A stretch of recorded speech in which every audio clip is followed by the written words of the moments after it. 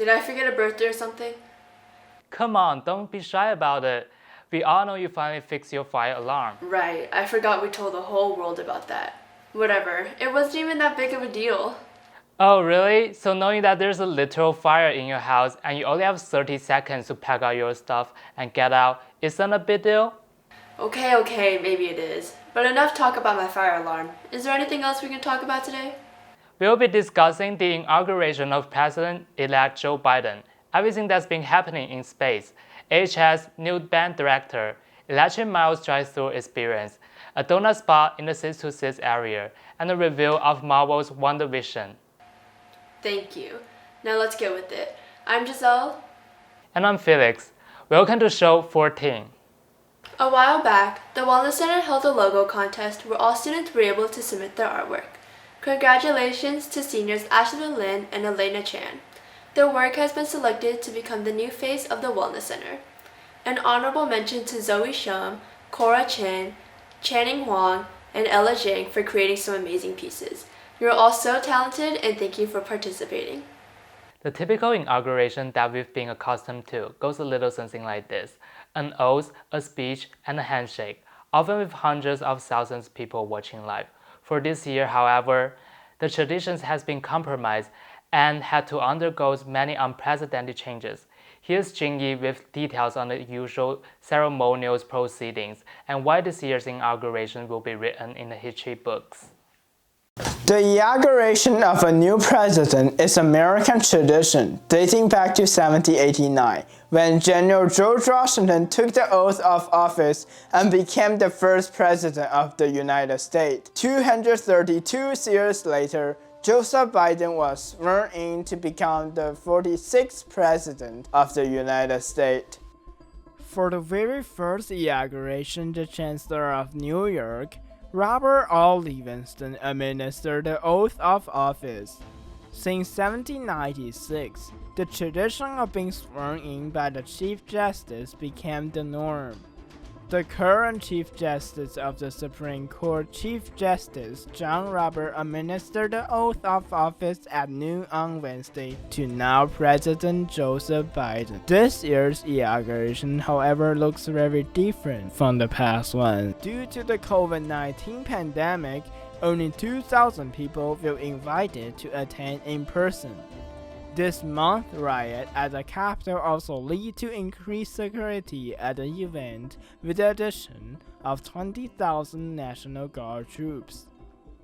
And in the final break from tradition, now former President Trump decided not to attend the inauguration ceremony. History was also made as Kamala Harris became the first female vice president of the United States. Viewers will also treat to reading from the first news poet, Laureate Amanda Gorman. Well, this year's inauguration was very different. It was still a symbol of democratic process and the peaceful tradition of power. Stay tuned for the update from APN on the next administration. This has been Junyi for APN. Back to you guys at your house.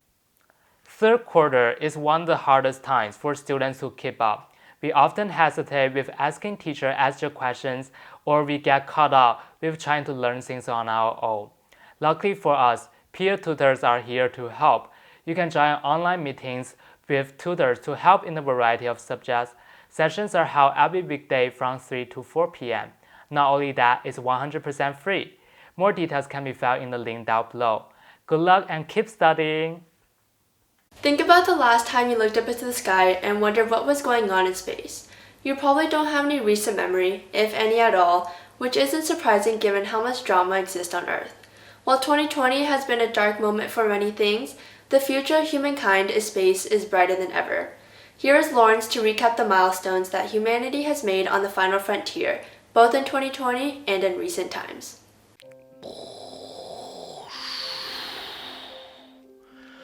Fantasizing about the wonders of space is now back in fashion as space exploration and space tourism have made bold strides throughout 2020 and into 2021.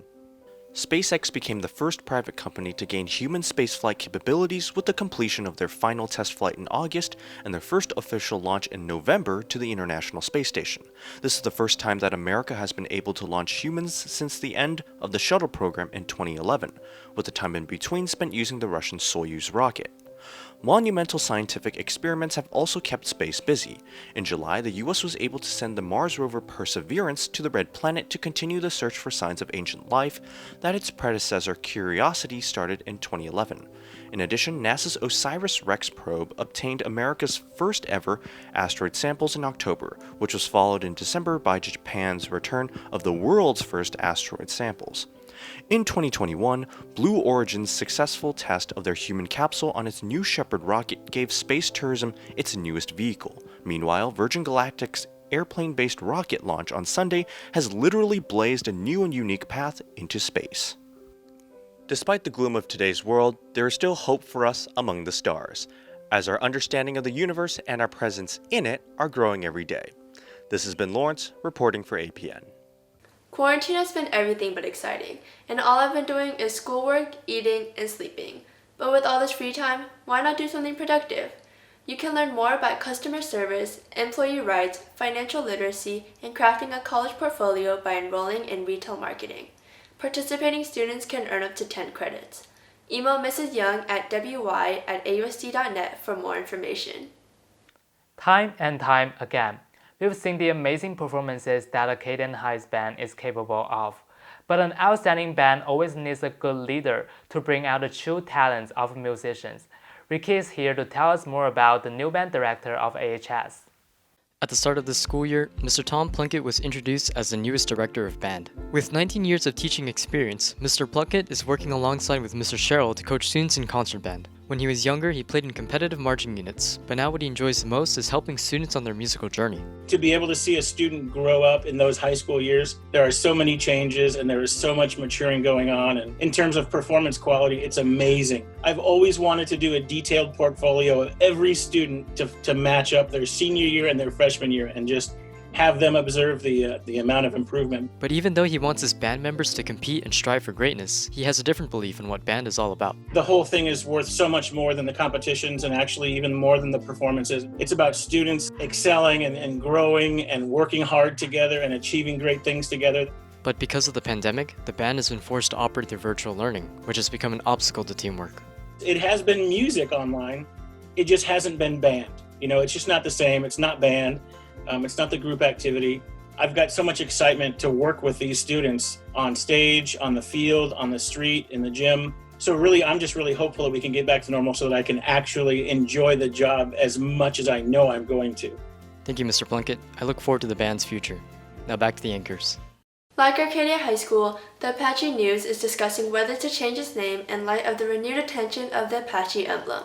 During the past few months, the APN crew has examined many aspects of this issue, and now we want to hear from you.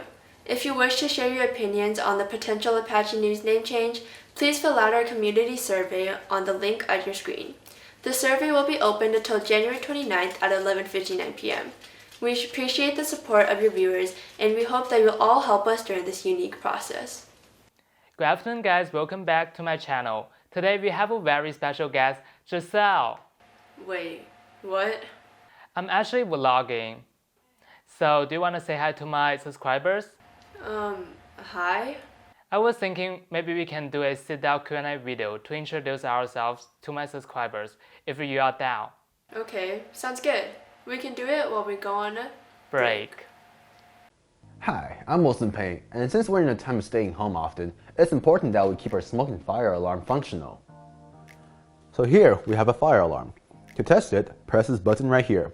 If you hear a beep, it's functional. But if it keeps on beeping, or has been beeping for the past couple of weeks, it's either your house is on fire, or you, my friend, need a new battery.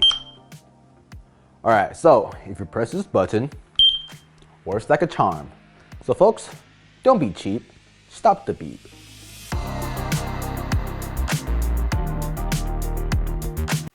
Whether you are trying to find a way out of an overwhelming AP workload or just trying to try a 6-period sport, second semester job forms are now available.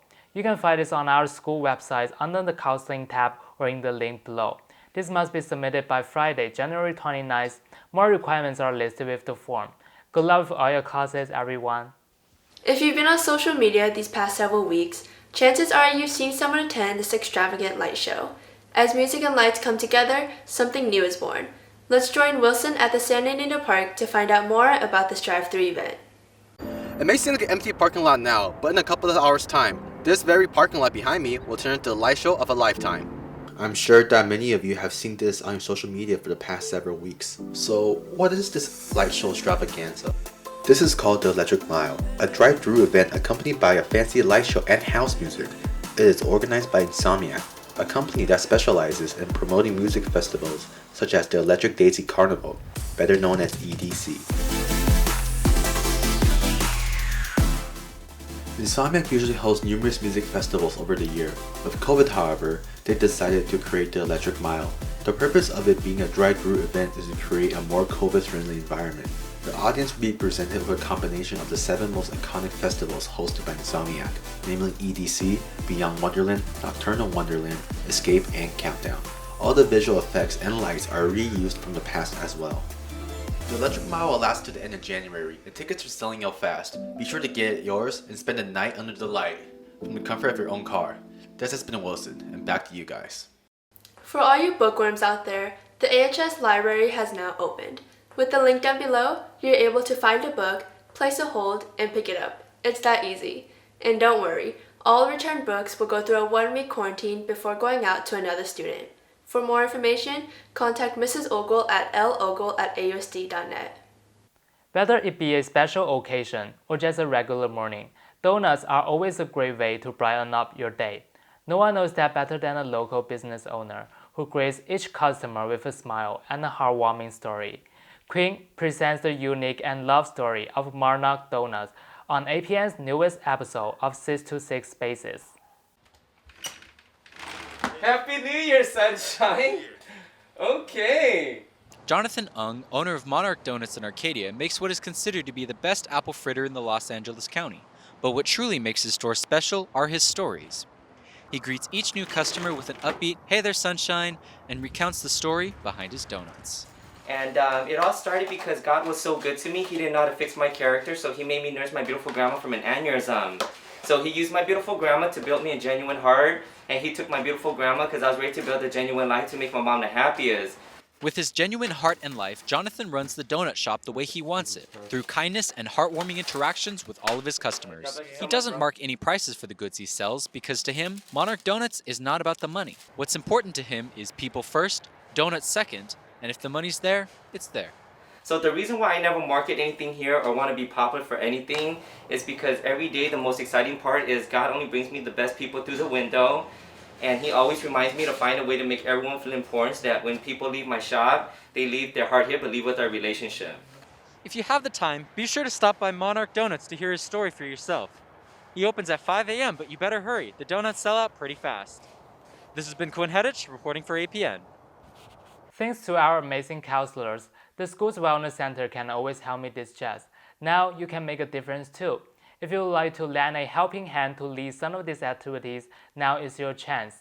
The Wellness Center is looking for student volunteers to guide activities such as Wellness Wednesday and their new Thursday Peer Lab Wellness program. Sign-up forms can be found in the link down below. We are all in this together, Arcadia. 2020 has been a pretty painful year for many, and one of the reasons is that there was no Marvel content for viewers to enjoy. Now, that has changed as Marvel has put out the first 2 episodes of their first Disney Plus series, Wandavision. Let's hear from Tharun and Jacob on their thoughts and if this season is headed towards the right direction. After a year of little to no Marvel-related content, many tuned in last Friday of Marvel's very first original Disney Plus series, WandaVision. The show follows the lives of Wanda Maximoff, played by Elizabeth Olsen, and Vision, played by Paul Bettany, as they deal with new comedic situations throughout each episode. The show itself is highly creative and unique. Each episode is set in a different time period, reminiscent of famous television shows throughout the years. For example, the pilot pays homage to the 50s show Dick Van Dyke, with the comedic attributes, writing, and body language the actors exhibit. The second episode is similar to the 60s show Bewitched, if one were to take a look at the different intro from episode 1. The writing, acting, set design, and overall story are phenomenal and keep the viewers glued to their seats from the beginning to end. Everything from the camera movements to the costumes and how the scenes are blocked are so highly detailed and done with immense amounts of craftsmanship and passion to evoke the sense of 1950s sitcom. These episodes have definitely got us excited for where this show is headed, as there's so much hints and Easter eggs littered throughout. Absolutely. In fact, we got episode 3 out right now. I cannot wait to watch it with my friends. Well, this has been Tharun. And Jacob. Back to Felix and Giselle at the studio. We got through a lot, Giselle. I'm glad that we pulled off our second show together. True, we're really good partners, but I'm pretty tired, and I think we're done for the day. Yeah, if you'd like to sponsor next week's show, contact us at apachenews@ausd.net. And don't forget to tune into our podcast today at 3 p.m. Also, be sure to fill out our name change form. Last but not least, make sure to like, comment, and subscribe. We'll see you next week, Acadia.